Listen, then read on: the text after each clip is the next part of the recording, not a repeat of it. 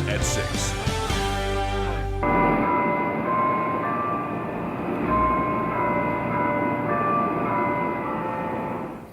Two racially charged trials unfolding in separate courtrooms in South Carolina today. The centers of faith and religion in towns across the state send a message that the state that prays together stays together. Good evening, I'm Ben Hoover. And I'm Alicia Barnes. We begin tonight with developing news in the Dylann Roof trial. Testimony has concluded in Roof's competency hearing that we've been telling you about this week. No decision was made today and no hearing is scheduled for tomorrow. These details just coming in. Roof is accused, of course, of killing 9 worshipers at Emmanuel AME Church in Charleston last year. Across the state of South Carolina, hands joined for a day of prayer. Governor Nikki Haley called for the day to help the state deal with these 2 high-profile murder trials. And Haley took part in prayer at Emmanuel AME Church, the site of the killing of the 9 worshipers nearly 18 months ago. Well, there she asked people to pray for the jurors responsible for deciding the case. And the governor going on to say that today's prayer is a way to bring healing across the state and to give thanks for our blessings. The faith was there. The action was. People stood hand in hand and loved each other. They didn't look for someone to blame. They didn't look for someone to hate. They looked for someone to love. And they looked to lift people up. The governor also asked people to remember those going through the Thanksgiving weekend who suffered losses from Hurricane Matthew. One church in Columbia used this day of prayer as a way to show the children why prayer is important. ABC Columbia's Gabrielle Franklin has more now on the power of the faith at work.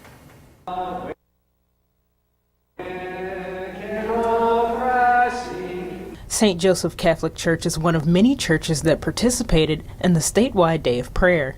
I'm glad to hear the governor asking the state to come together because we can do many things, you know, as a community in so many different ways, and this is one extra way of doing that. Church members believe that prayer is critical in building a stronger community. Obviously, we believe that God can heal all things, so we pray as a community to help remind ourselves what happens with other people also affects us. Students from St. Joseph Catholic School participated in the ceremony along with parishioners. 5th and 6th graders that we spoke to during the vigil say that it's important to have events like this in our community. I think we've been through some hard times, but it's important that we keep going to show that we can keep going. A lot has gone on the last couple of years with the floods and just crime and all. And I just feel like all different communities and groups have been hurt in multiple ways. But I'm glad this Thanksgiving, I feel like our state is getting to come together a little bit and we get to solve some of our problems. In Columbia, Gabrielle Franklin, ABC Columbia News. Some terrible news we learned just before this newscast that a little boy drowned in a 5-gallon bucket of water in Richland County. This is just horrific. Coroner Gary Watts says that an autopsy revealed that 17-month-old Daniel Rodriguez drowned. Now, Watts says that the boy was taken to the hospital after someone found him inside the bucket Monday. The coroner's office and Richland County deputies are now working to determine how the child got into the bucket. A Columbia police officer has been fired, accused of forcing an 8-year-old to perform a sex act. Investigators say deputies arrested 35-year-old Jamie Rogers Sr. in Lexington County yesterday. This afternoon, a judge denied him bond. In a statement, Columbia Police Chief Skip Holbrook said, although the Lexington County Sheriff's Department has and continues to conduct a thorough investigation, it is this agency's responsibility to hold officers accountable for criminal misconduct and any abuse of authority. Rogers faces a charge of first-degree sexual battery of a child. He had been with the Columbia Police Department for nearly 5 years. In Tennessee, federal investigators are on the scene in Chattanooga where that school bus crashed yesterday, killing 5 children on board. The process of collecting evidence is now well underway. The bus driver is in jail tonight, charged with vehicular homicide. In court papers, police said Jonthony Walker was driving well over the posted speed limit of 30 miles an hour when he lost control. The most unnatural thing in the world is for a parent to mourn the loss of a child. There are no words that can bring comfort to a mother or a father. And so today, City is praying for these families. The Chattanooga police chief says there were no obvious road conditions that appeared to have led to the crash.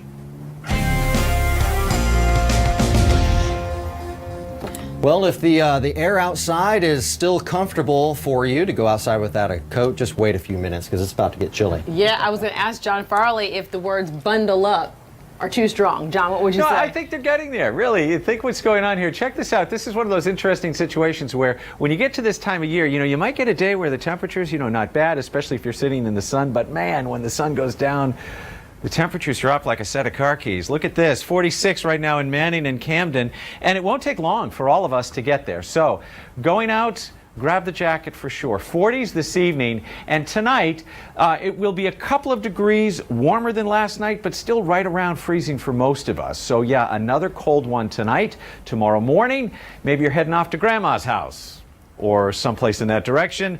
Another chilly one, but again, the skies will be clear and the travel should be just fine for really all of us, not only in the southeast, but across the country, and I'll show you that in just a little bit. Now, going forward, there's tomorrow. A lot of sunshine and a skosh warmer than today.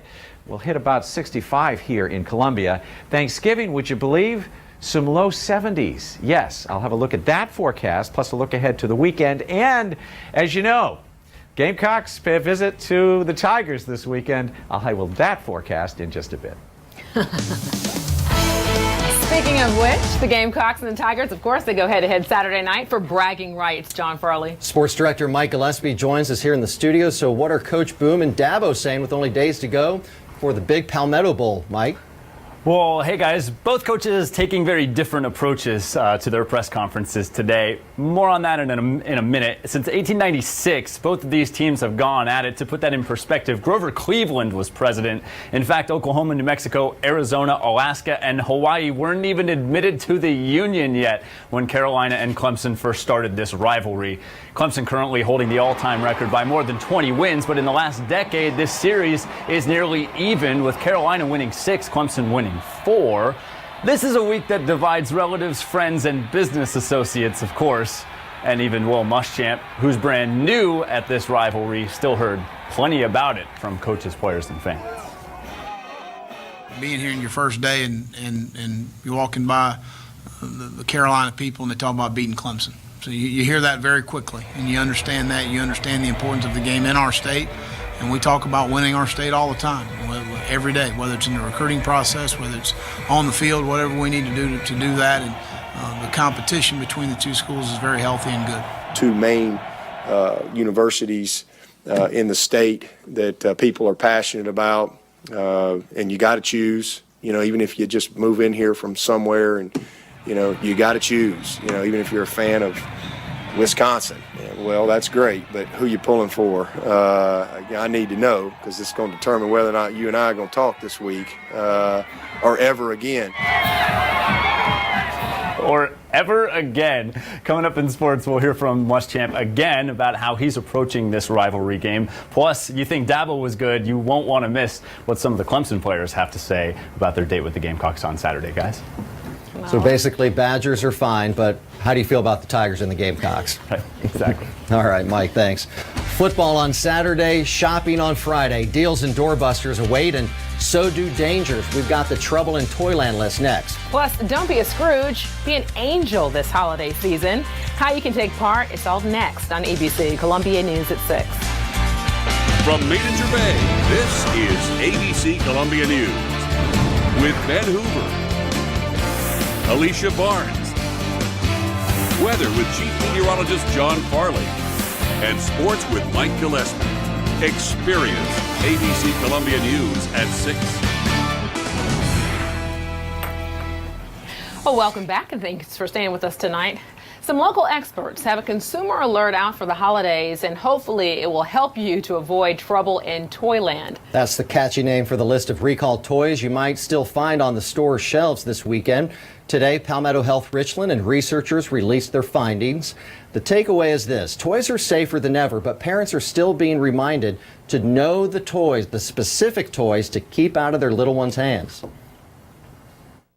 Shopping has become a lot different, and so we want to make sure people don't get a false sense of security, that just because it's available on the internet, that it's safe. And we know some of these recalled items have been found on the internet.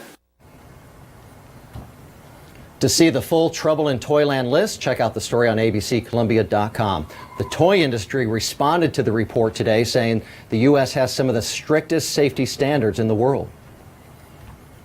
Well, you no longer have to be first in line to reap the benefits of Black Friday. Early Black Friday deals are upon us. Target, J.Crew, Kohl's, and Macy's have already started online sales. When you head online, expect to see slashed prices on individual products. Even some stores have marked down their entire website. Yeah. Yeah. You're seeing so many more deals, early on before it actually hits Black Friday. Aggressive. Very aggressive. All right, well, while you're on the hunt for those Black Friday deals, stop by the Angel Tree area in area malls. ABC Columbia is proud once again to partner with the Salvation Army for the annual Angel Tree Project.